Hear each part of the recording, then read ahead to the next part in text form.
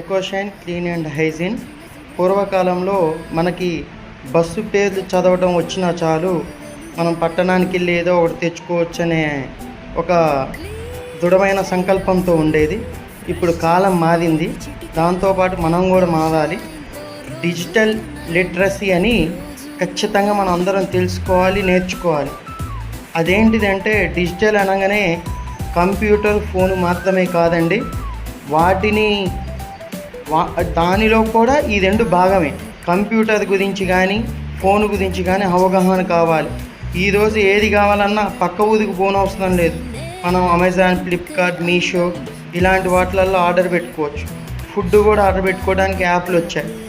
దానికి అవగాహన కావాలి. అవగాహన లేకపోవటం వల్ల నెట్ మీద, యాప్ల మీద అవగాహన లేకపోవటం వల్ల ఏదో ఒక యాప్ కానీ నెట్ కానీ మనకు వాట్సాప్లో రావటం, దాన్ని క్లిక్ చేయటం, మన ప్రైవసీని, మన డబ్బుల్ని పోగొట్టుకోవడం జరుగుతుంది. ఇది ఒక భాగం.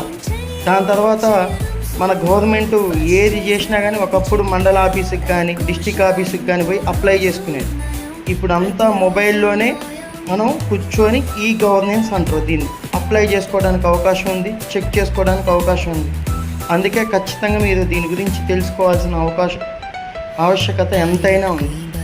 డిజిటల్ లిటరసీ తెలిసిన వాళ్ళు తెలవని వాళ్ళకి తెలియజెప్పి